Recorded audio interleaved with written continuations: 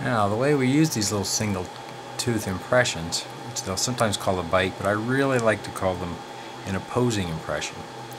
The way we use that is the first thing we'll do is we'll scan in either our tooth in the mouth, or in this case we'll be scanning a model, but scan your prep, and then you'll have the adjacent teeth as far as it needs to go. It might be a full arch, but you'll scan at least those adjacent teeth and your prep.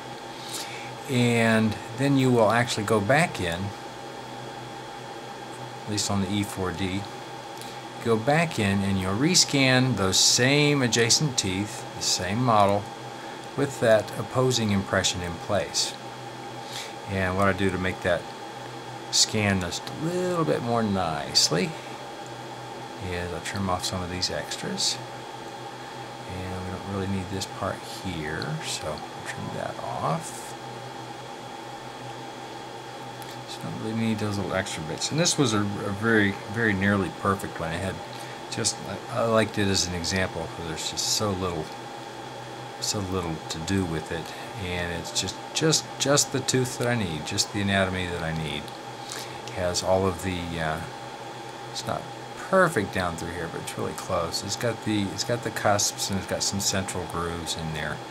I've seen some that are a little bit better, but this one's, all in all, is pretty darn good. So. But the important part is how it fits on the model. So we'll rescan the adjacent teeth and the preps with that single tooth opposing on there, and it'll look exactly like that. And then what the software does is it subtracts out those adjacent teeth and just leaves the opposing anatomy and our prep. And then the crown, of course, fits between the prep and the opposing anatomy. Fits into that space. And so that's really all the crown has to do, is fill the space between the prep, the opposing anatomy, and the adjacent anatomy, and then look and act kind of like a tooth. So I want it to have nice anatomical form. That's really all it does. It fills in that space, and then we make it anatomical. And that's the way those are used.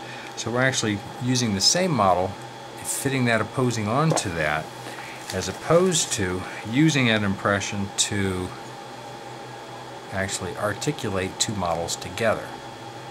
This is a case where we have two teeth side by side, so I actually articulated this one from the triple tray. But when I scan this, still I'm going to scan those teeth and get back here to the distal of that, and the medial teeth up here. I'll scan those teeth and I'll come back and rescan it with the opposing impression on there, and my crowns will again fill the space in between. And the reason I articulate these is just so I can recheck the bite afterward, just to make sure that everything's really nice. So I have to do minimal adjustments in the mouth that way. It's always my goal to not have to touch them with a burr. So what you would do with a traditional case is you would place your bite registration between, articulate those models together, and you'd be forming those in wax and shaping them and making them all nice and pretty, and then you'd have to pour those up into investment material and the lost wax technique for whatever it is you're going to do, whether it's a pressed ceramic or cast metal or just copings, and then you have to do all the ceramist work on top of that, which is really a skill in and unto itself. Neat to see.